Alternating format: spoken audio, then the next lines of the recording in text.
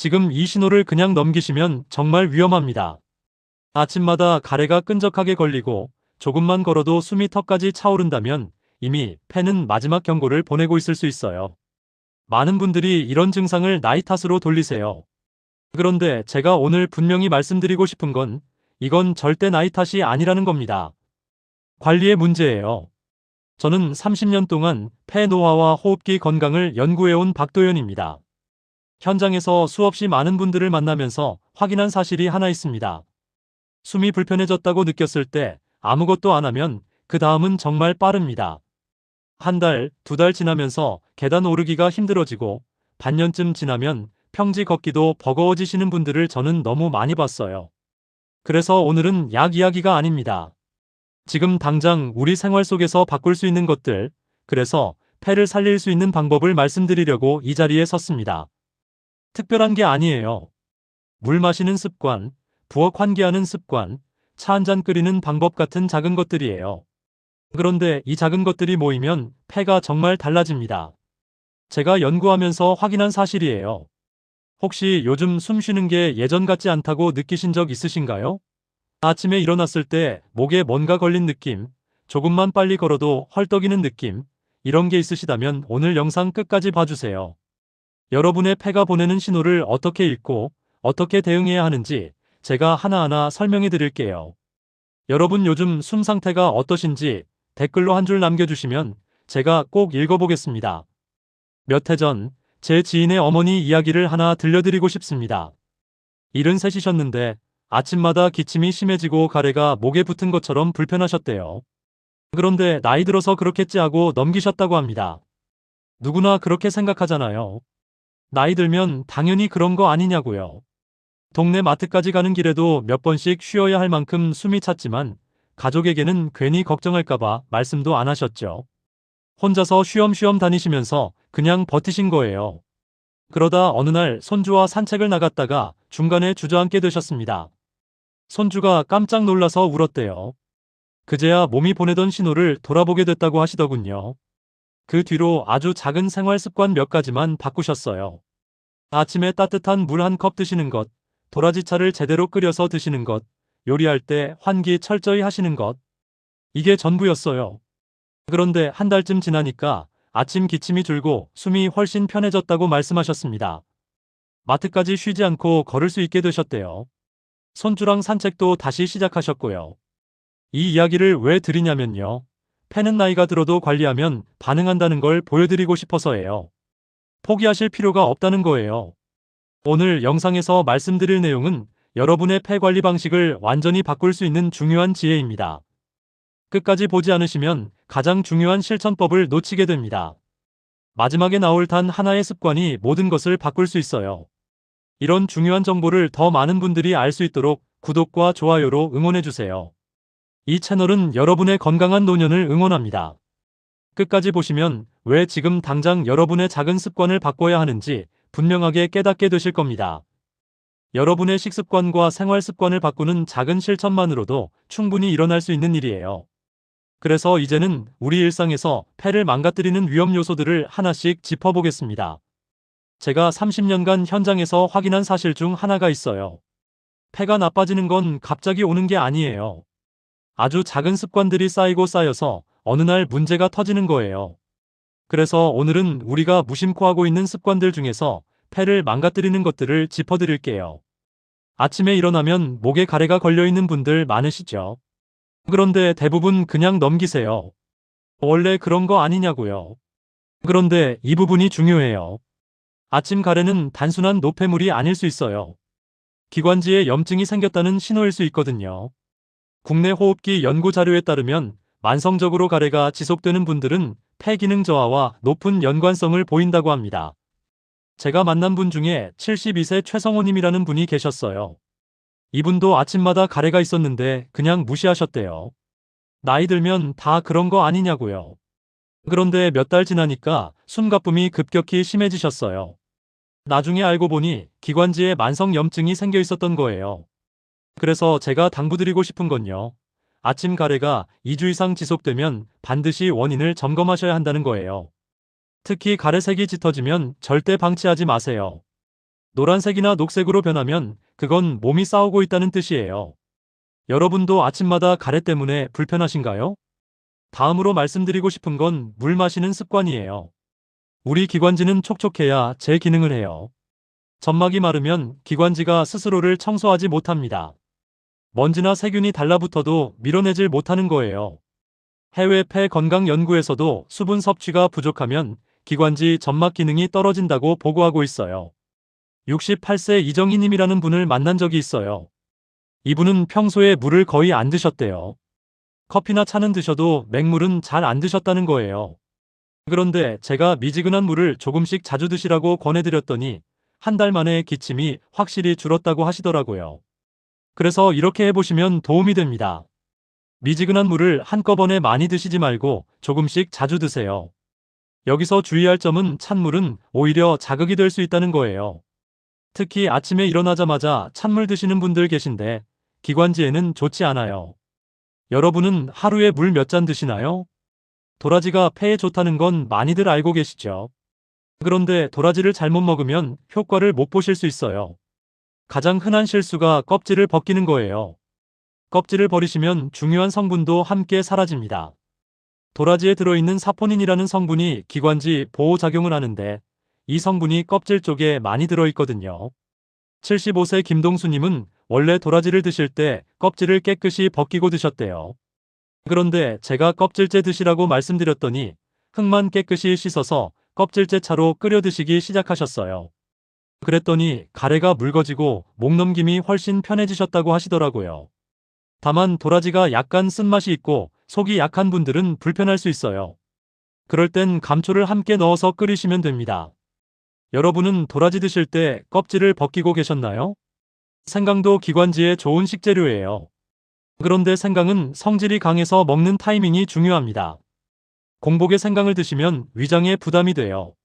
생강에 들어있는 성분이 기관지 근육을 이완시키는데 도움을 주는 건 맞는데 빈속에 드시면 속이 쓰리거나 불편해질 수 있거든요. 70세 박순자님은 원래 아침 공복에 생강차를 드셨대요. 건강에 좋다고 해서요. 그런데 자꾸 속이 불편하셔서 포기하려고 하셨어요.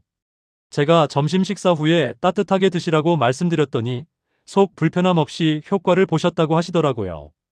위장이 약한 분들은 처음에 소량부터 시작하시는 게 좋아요. 여러분은 생강 드시고 속 쓰린 적 있으신가요? 숨이 차면 움직이기 싫어지잖아요. 그래서 많은 분들이 숨이 불편하면 가만히 계세요. 그런데 이게 악순환을 만들어요. 가만히 있으면 폐는 더 빨리 약해집니다. 폐 속에 있는 공기주머니들이 활성화되려면 움직여야 해요. 유산소 활동을 하면 폐의 깊숙한 곳까지 공기가 들어가면서 폐가 운동을 하게 되는 거예요. 74세 윤상철님은 숨이 차서 산책도 안 하셨대요. 조금만 걸어도 헐떡거려서 창피하다고 하셨어요. 그런데 제가 천천히라도 좋으니까 매일 조금씩 걸어보시라고 권해드렸어요. 처음엔 집 앞 한 바퀴도 힘드셨는데 한 달쯤 지나니까 동네 마트까지 쉬지 않고 가실 수 있게 되셨어요. 숨도 훨씬 편해지셨고요. 하루 30분 정도 빠르게 걷는 게 좋은데 무리하지 마시고 숨이 차면 속도를 조절하세요. 쉬엄쉬엄 걸어도 괜찮아요. 중요한 건 매일 꾸준히 하는 거예요. 요즘 하루에 얼마나 움직이시나요? 마지막으로 부엌 환기 이야기를 해드릴게요. 이게 생각보다 정말 중요해요. 요리할 때 나오는 연기가 폐에 큰 부담을 줍니다. 특히 센 불에 볶음 요리를 하시거나 생선 굽실 때 연기가 많이 나잖아요. 이 연기가 기관지로 들어가면 자극이 되고 오래 노출되면 폐 기능이 떨어질 수 있어요. 국내 연구에서도 조리 연기 노출이 폐 기능 저하와 관련이 있다고 보고하고 있습니다. 69세 오영자님은 평소에 요리를 많이 하시는 분이셨어요. 그런데 환기를 잘 안 하셨대요. 요리 끝나면 바로 창문 닫으셨다는 거예요. 그러다 기침이 자꾸 나서 힘드셨는데 제가 요리 중에도 환기하시고 요리 끝나고도 최소 20분은 창문 열어두시라고 말씀드렸어요. 그랬더니 기침 빈도가 확실히 줄었다고 하시더라고요. 창문만 열지 마시고 환풍기도 함께 켜시는 게 좋아요. 공기 순환이 되어야 연기가 빠져나가거든요. 여러분은 요리 후에 바로 창문 닫고 계신가요? 이렇게 우리 일상 속에 폐를 망가뜨리는 습관들이 숨어 있어요. 하나하나는 별것 아닌 것 같지만 이게 쌓이면 문제가 됩니다. 이제 반대로 폐를 살리는 실천 방법들을 정리해 드릴게요. 지금부터는 폐를 살리는 방법들을 구체적으로 정리해 드리겠습니다. 앞에서 말씀드린 나쁜 습관들을 알았으니까 이제 좋은 습관으로 바꾸는 거예요. 중요한 건 한꺼번에 다 바꾸려고 하지 마시라는 거예요. 하나씩 천천히 바꿔가시면 됩니다. 폐는 관리하면 나이에 상관없이 반응해요. 70이 넘으셔도 80이 넘으셔도 지금부터 관리하시면 달라질 수 있어요. 포기하실 필요가 전혀 없습니다. 그래서 제가 드리는 첫 번째 제안은 아침에 일어나시자마자 따뜻한 물 한 컵 드시는 거예요. 이게 기관지를 깨우는 시작이에요. 밤새 말라있던 점막이 촉촉해지면서 가래도 쉽게 나오고 기침도 줄어들어요. 찬물 말고 미지근하거나 따뜻한 물이어야 해요. 내일 아침부터 바로 할 수 있겠죠? 도라지차를 제대로 끓이는 방법도 알려드릴게요. 도라지와 감초를 함께 넣으시면 좋아요. 도라지만 넣으면 쓴맛도 있고 속이 불편할 수 있는데 감초를 함께 넣으면 자극이 줄어들어요. 비율은 도라지 3에 감초 1 정도가 적당합니다. 도라지 3뿌리에 감초 한 조각 정도로 생각하시면 돼요. 껍질은 벗기지 마시고 흙만 깨끗이 씻어서 함께 끓이세요. 여러분 집에 이 재료들 있으신가요? 없으시면 이번 주말에 장 보실 때 챙겨오세요. 호흡에 대해서도 말씀드리고 싶어요. 우리가 평소에 숨 쉬는 걸 의식하지 않잖아요. 그냥 자동으로 쉬니까요. 그런데 호흡은 깊이가 중요해요.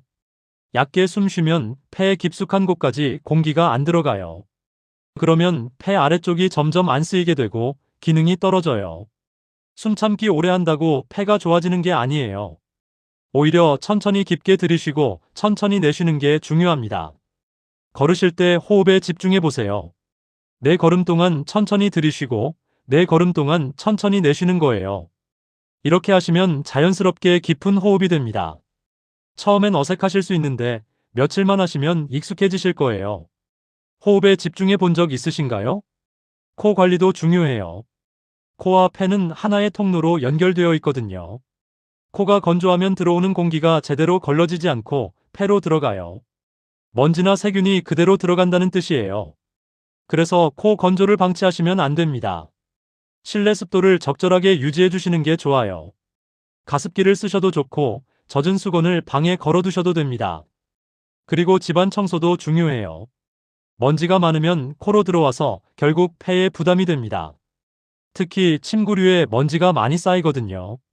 일주일에 한 번은 이불 털고 햇볕에 말리시는 게 좋아요.